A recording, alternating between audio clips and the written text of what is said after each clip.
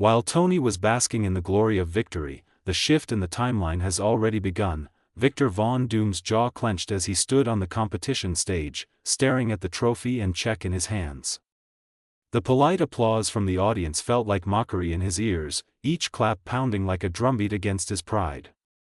He refused to look at Tony Stark, who stood a few feet away basking in his victory, holding the grand trophy aloft with that insufferable smirk plastered across his face. Doom's hands tightened around his runner-up trophy until his knuckles turned white. Second place. To him. As the crowd cheered for Stark Labs, Victor barely contained his fury.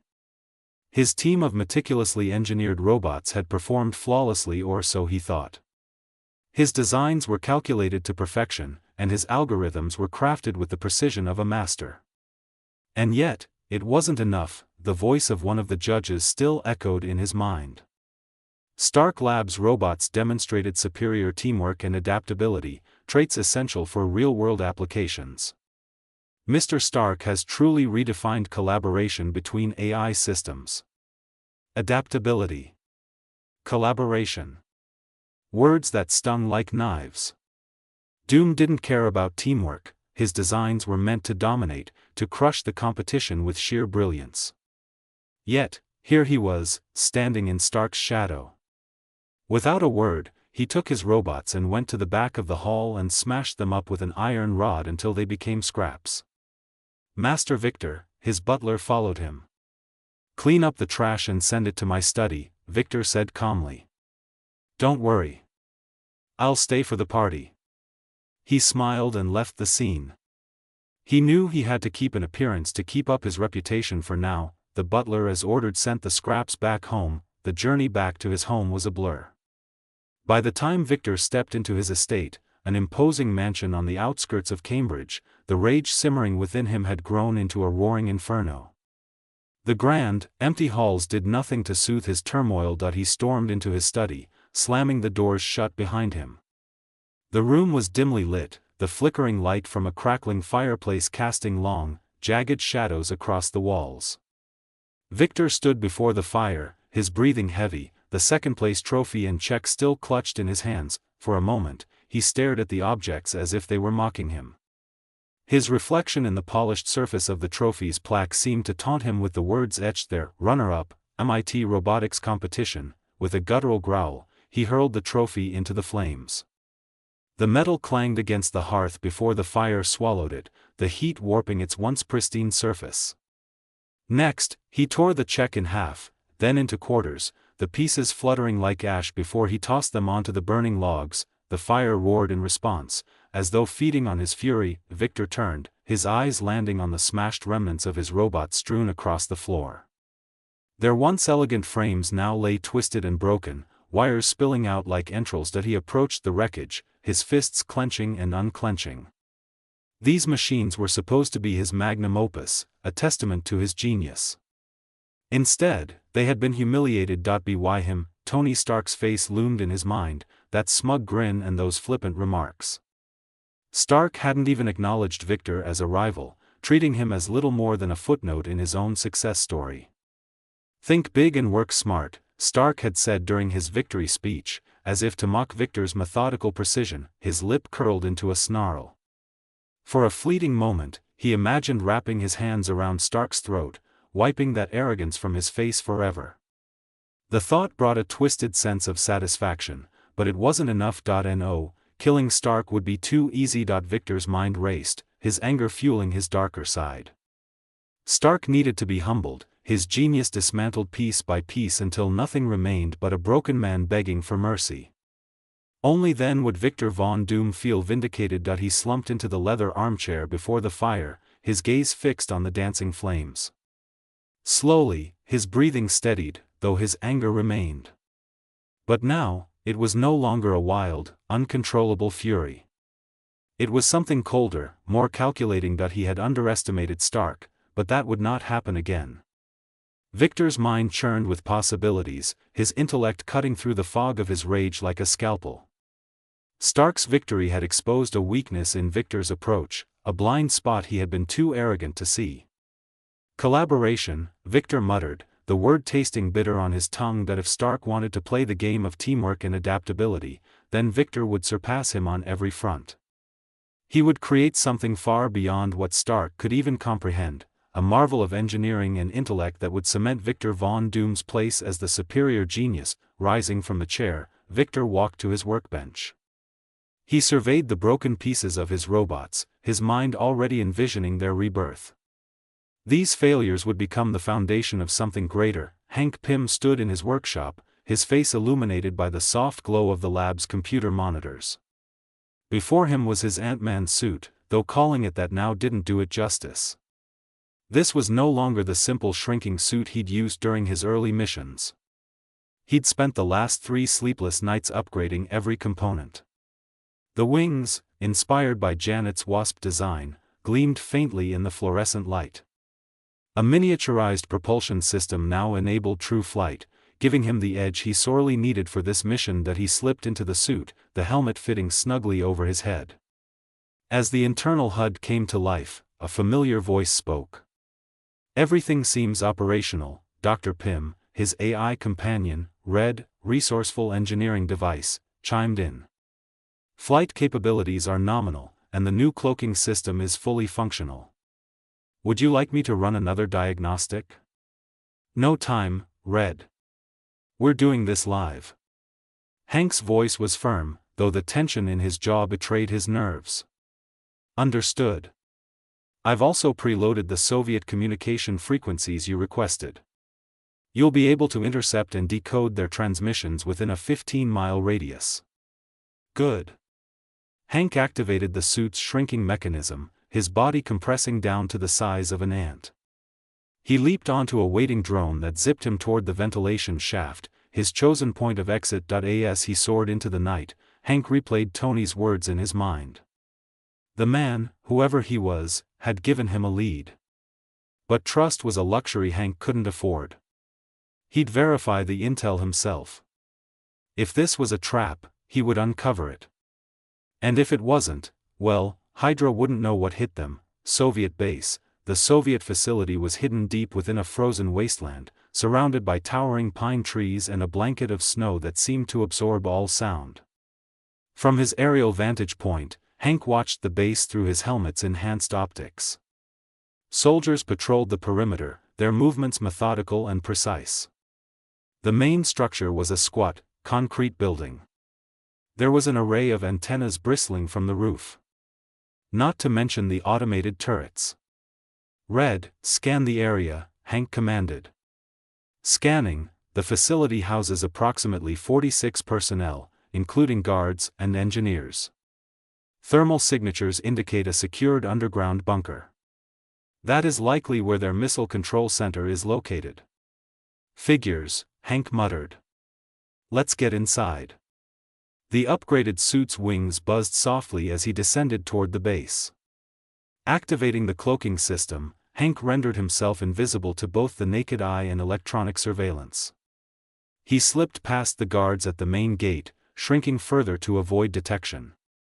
At the size of a flea, he darted through a crack beneath the door. Inside, the facility was a hive of activity.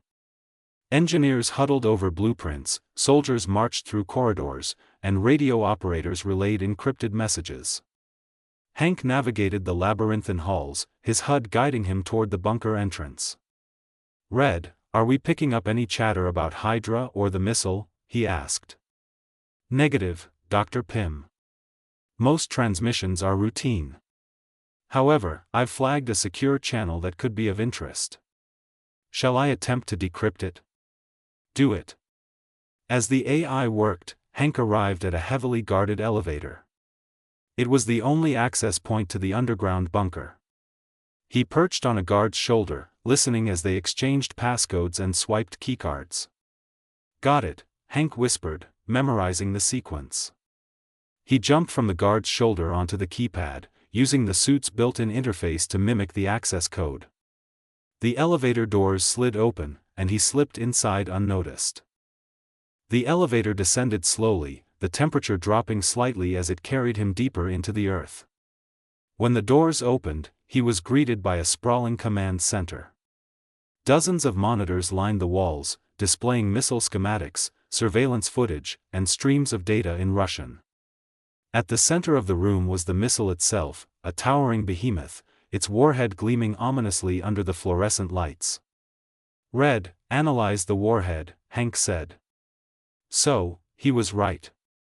Damn, these bastards. If it weren't for the plan, I'd have destroyed this entire place. Analysis complete. The payload is consistent with a high-yield thermonuclear device. Based on its targeting systems, the missile is primed to strike the United States. Hank's stomach tightened. Janet's mission had been to retrieve intel about Soviet missile development, but Hydra's interference had turned it into a death trap. If the missile launched, millions could die and Janet would likely be among the casualties.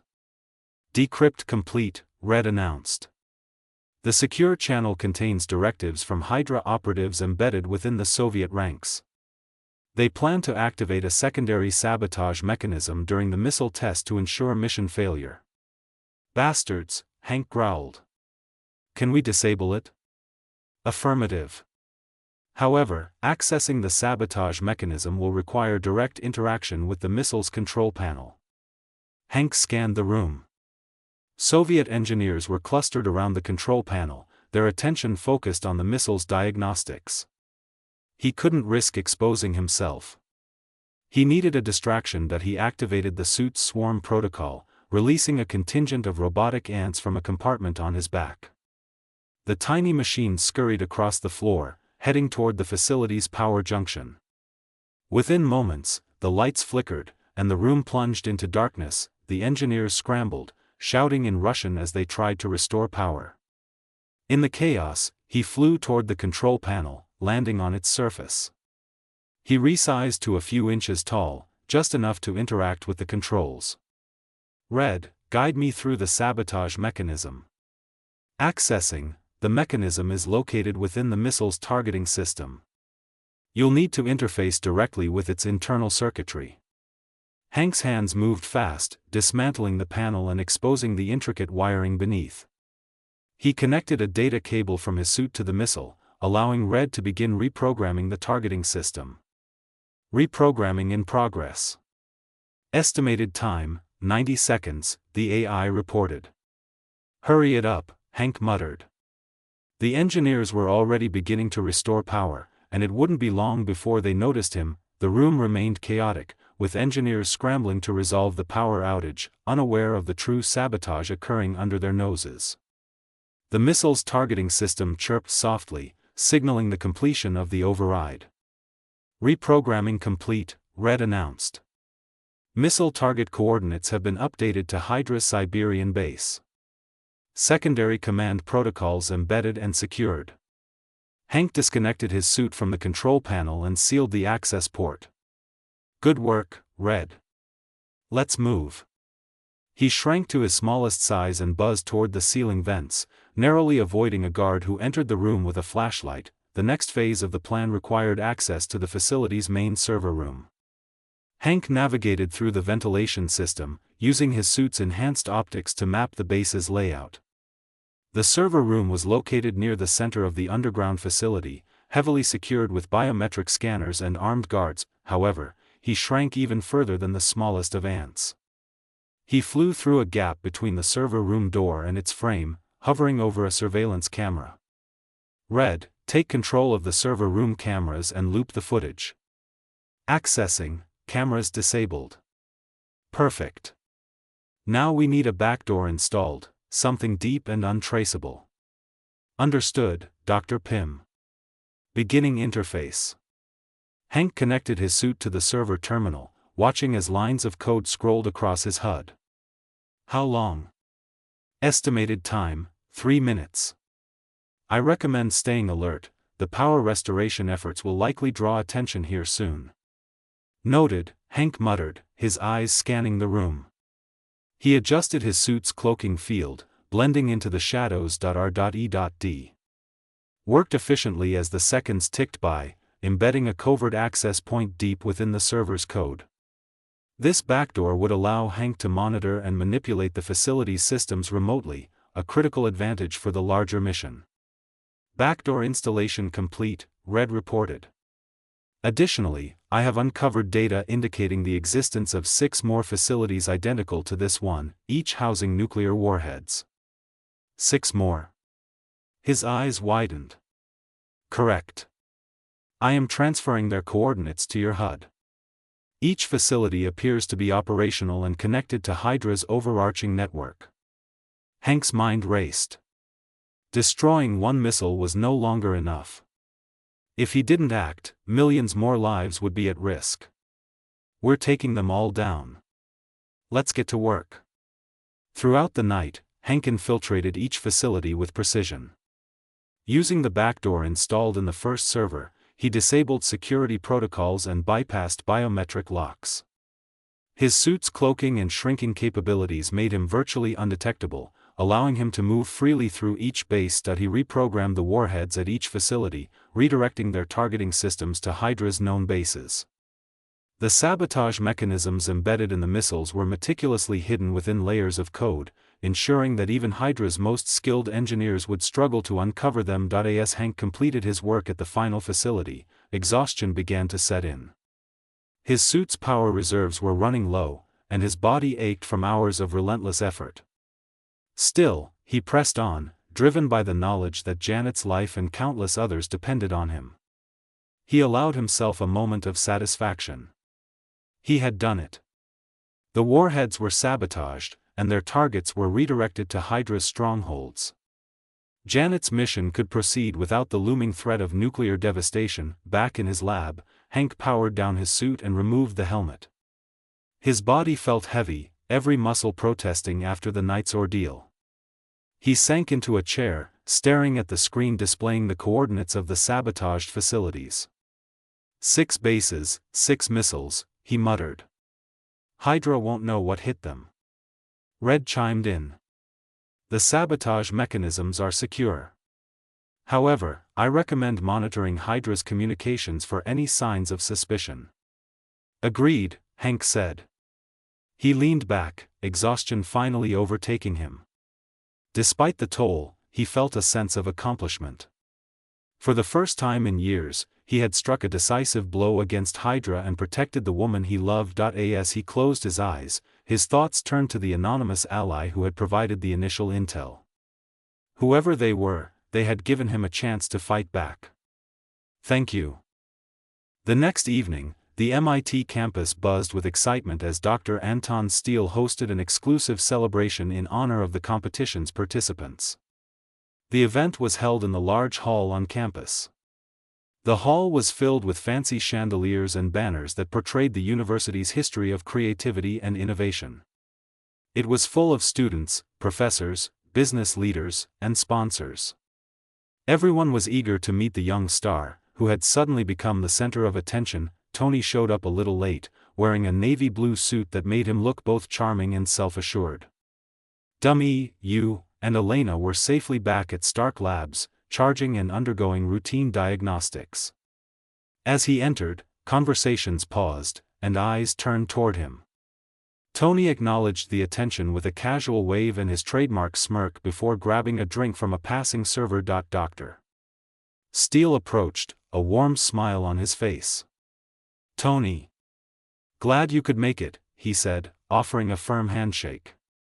Wouldn't miss it, Tony replied. Though I hope you didn't throw this just for me. I mean, I know I'm great, but, Steele laughed. The event is for everyone, but let's not pretend you're not the highlight. Well, enjoy the party. Tony. Over here, called Rhodey, his best friend and one of the few people who could call him out on his antics. Rhodey was standing near a group of students, laughing at some joke Tony hadn't heard. Tony grinned and joined him. Rhodey, don't tell me you're stealing my spotlight. You mean your ego's spotlight? Rhodey shot back, clapping Tony on the shoulder. Tony chuckled but suddenly winced. A dull ache had been gnawing at the back of his head all day, and now the pain was increasing. He thought it as a lack of sleep. He hadn't rested properly in weeks, pouring every ounce of energy into the competition and Hydra. As the night wore on, the ache intensified further. By the time Professor Steele raised his glass to toast the participants, Tony's vision blurred slightly. He steadied himself on the edge of a nearby table, masking his discomfort with a practiced smirk. "Tony, you good?" Rhodey asked, his brow furrowing that he waved him off. "I'm fine. Just a little tired." Rhodey wasn't convinced. "You don't look fine. Maybe you should sit down." "I'm good," Tony insisted, his voice sharper than he intended. He didn't want to admit weakness. Not here, not now. An hour later, Tony's condition had worsened. The throbbing in his head felt like a hammer pounding against his skull. Light seemed too bright, and every sound was too loud. He managed to find a quieter corner, leaning against the wall and rubbing his temples. Rhodey found him again. "That's it. You're done for the night. Let's go." He looked worried. He knew how hard Tony pushed himself, and now the party with big people gunning for him without giving him a break. Then there were those competitors. He thought maybe Tony was tired. Tony opened his mouth to argue but faltered when a wave of dizziness hit him. He nodded with a sigh. "Fine. You win. My head is killing me. Take me back to my room."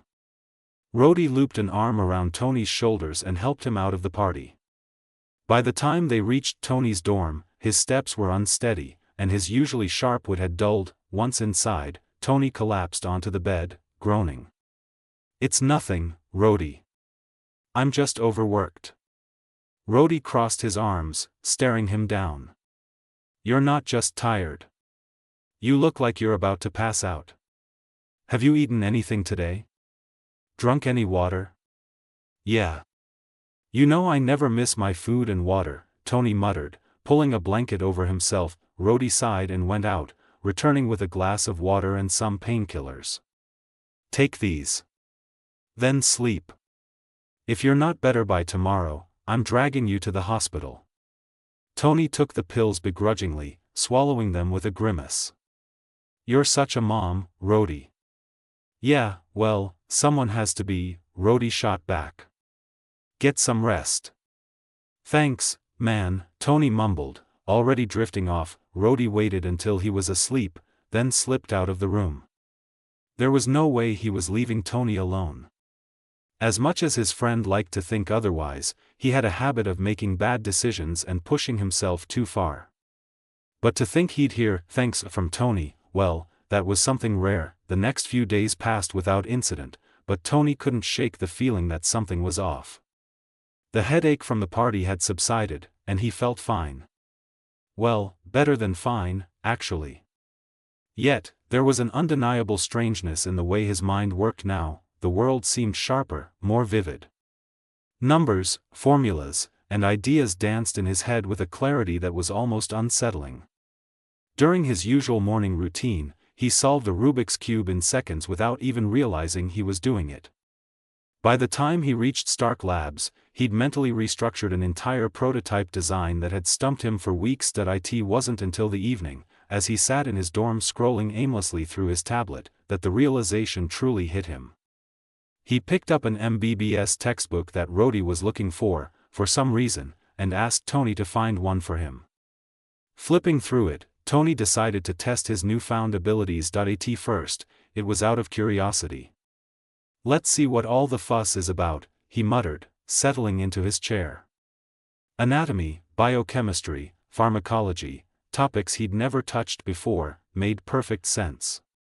He breezed through chapters on the endocrine system and surgical techniques, absorbing information as if he'd studied medicine his entire life. Tony paused, staring at the book in disbelief. He closed it, then opened another, a dense text on molecular biology. Again, the information flowed into his mind like water into a glass. There were no barriers, no effort needed. It was exhilarating and terrifying. Slumping back into his chair, Tony ran a hand through his hair, his expression dark. What the hell is happening to me? This wasn't just intelligence, it was something more. His thoughts felt too fast, too clear, as if his brain were running on a completely different frequency. He glanced at the stack of textbooks on his desk and then at the whiteboard in the corner, now filled with equations and schematics he'd scribbled without thinking. Okay, Stark. Think, he muttered to himself, rubbing his temples. What changed? What's different? He replayed the last few days in his mind, the competition, the party, the headache. Was this a side effect of exhaustion? A freak reaction to something? Wait a sec. Tony's eyes widened as a wild thought crossed his mind. Ultimate Iron Man? He hadn't thought about those comics in years, not since he'd accepted his new life as Tony Stark. But now, the fragmented recollections, scattered, incomplete, and strange, began to piece themselves together. The Ultimate Iron Man, the version from Earth, 1610, had been a genius, just like him. He had been brilliant, driven, and always on the edge of something bigger. But there had been that moment, the brain tumor, a death sentence that couldn't be fixed, no matter how advanced the technology was. In the comics, the tumor had been an unwelcome death sentence that was discovered to be something far more dangerous, an infinity gem, embedded in his brain, transforming him in ways no one could fully comprehend. Tony's hand instinctively went to his forehead. He felt it again now, a strange pulse beneath the skin. He wasn't too sure if it was his imagination or the result of his panicked state. The memory of the tumor, the inoperable one, mixed with the sudden clarity of the knowledge that had flooded his mind. The infinity gem. The maker. It had all come back in a rush, but this wasn't Earth, 1610. He was sure about that due to Hank's behavior, his name and the ongoing events. Could it be? Was Hank pretending to be a good guy, or is he abusing Janet behind his fake face? Is he the MCU version or the ultimate version? Ah. Damn it. Tony's head spun with the implication. Had he somehow inherited the same fate, the same affliction? But why now, and how had it triggered? He looked at his reflection in the nearby window, his own face staring back at him, young, confident, a little too smug. But now with a glimmer of something unfamiliar in his eyes. A spark of understanding that wasn't his own.